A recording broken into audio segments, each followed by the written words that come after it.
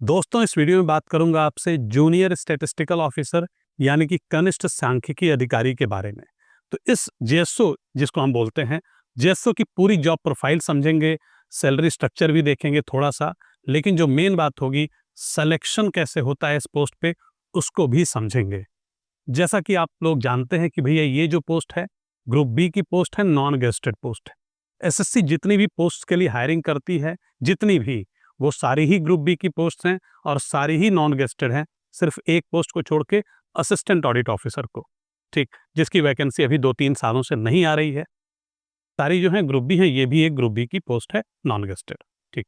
Salary की बात करें तो सैलरी इसकी थोड़ी सी इनकम टैक्स इंस्पेक्टर या सीएसएस वालों से थोड़ी सी कम रहती है, क्योंकि ये 4200 ग्रेड पे की जॉब है और वो सारी 4600 ग्रेड पे की जॉब है।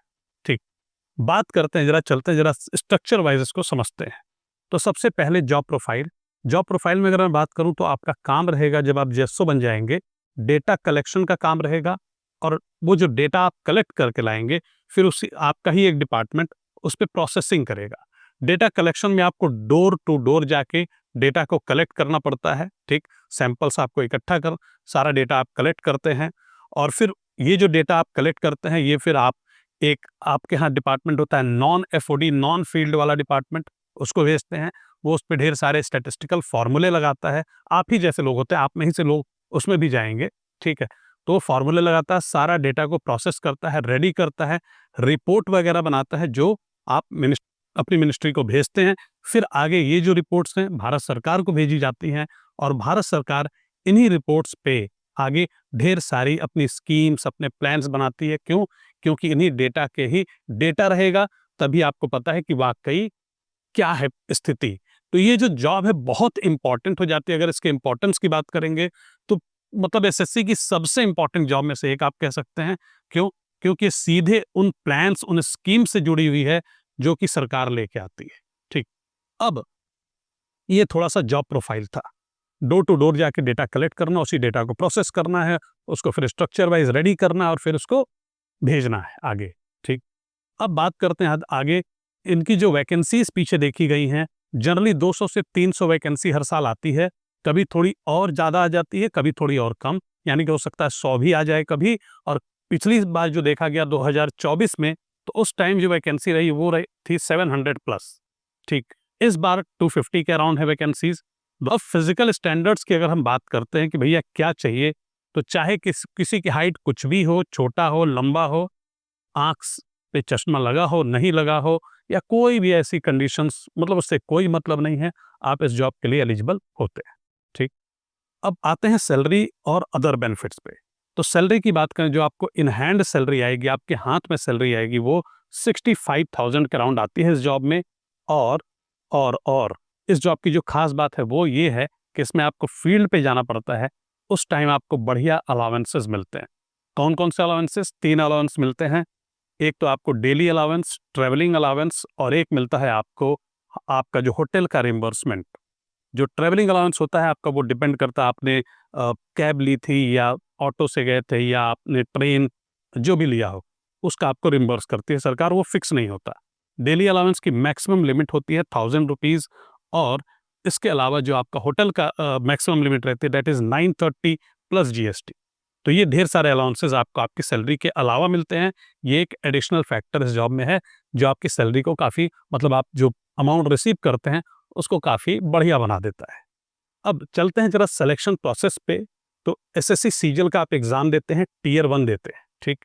टियर 1 का जो पूरा एग्ज़ाम है वो कंप्यूटर बेस्ड एग्ज़ाम है। आपने एग्ज़ाम, उसमें आपसे मैथ्स, इंग्लिश, रीजनिंग, जीएस पूछी जाती है। सबके 25-25 क्वेश्चंस पूछे जाते हैं। हर क्वेश्चन 2 मार्क्स का होता है और सभी हो जाते हैं कितने, टोटल 50-50 मार्क्स के।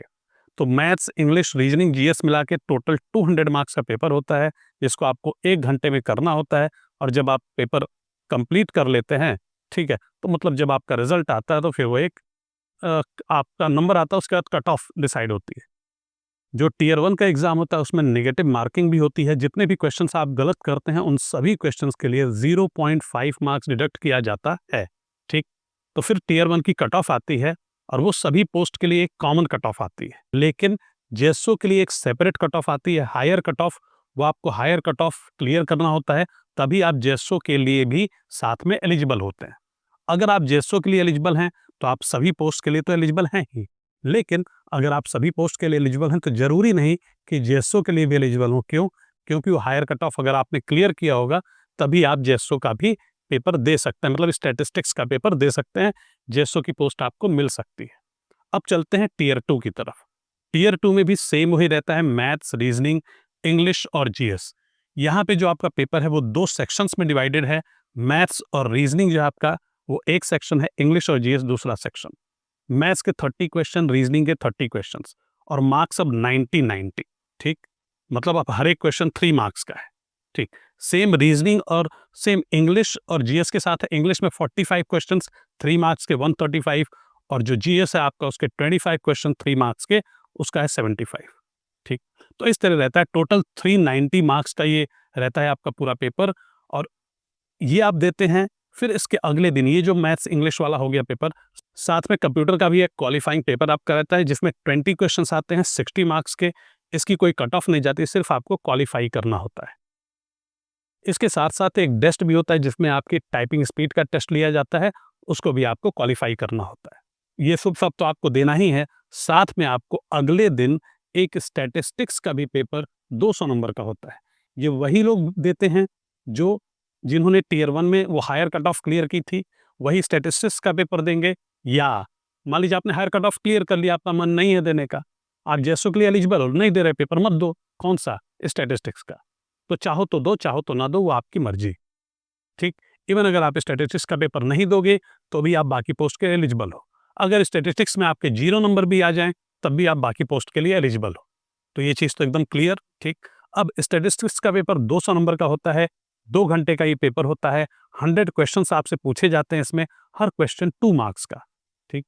तो जेएसओ की जो कट ऑफ बनती है, वो 390 मतलब टियर 2 का मार्क्स और 200 इसका स्टैटिस्टिक्स यानी कि 590 में से कट ऑफ बनती है, जबकि बाकी सभी पोस्ट की जो कट ऑफ होती है वो 390 में से बनती है, ठीक?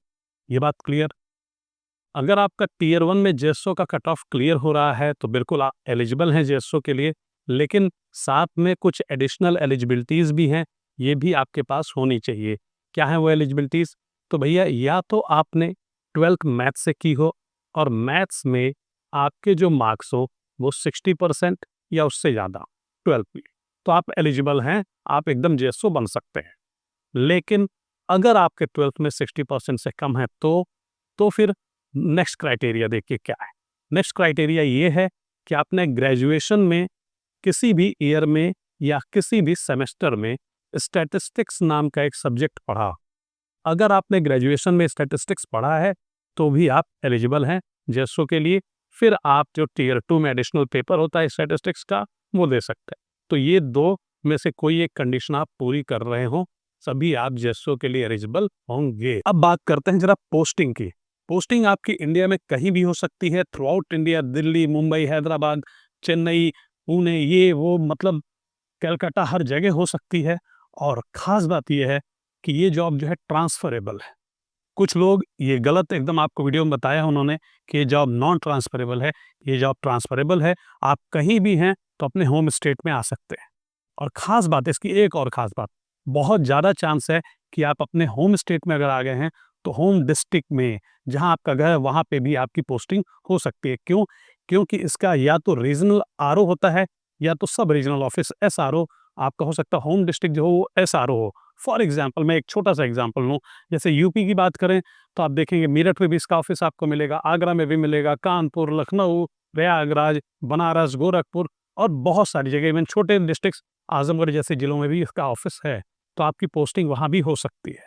तो या तो आपका ऑफिस या तो आप होम डिस्ट्रिक्ट में पहुँच सकते हैं या अपने बिल्कुल घर के आस-पास वाले किसी जिले में तो पहुँच ही सकते हैं, ये गारंटीड है। तो वही बात की थी मैंने यूपी, इसी तरह बिहार की बात करें तो मुज़फ्फरपुर, गया, पटना, मोतिहारी, पूर्णिया वगैरह तमाम ज़िले हैं जहाँ पे इनके ऑफिसेज़ हैं, ठीक? ये कुछ ज़िले मैंने बताए। हरियाणा की बात करें तो अम्बाला, हिसार, करनाल, रोहतक, फरीदाबाद, इन मतलब ऐसे बहुत सारे ज़िलों में इनके ऑफिसेज़ हैं।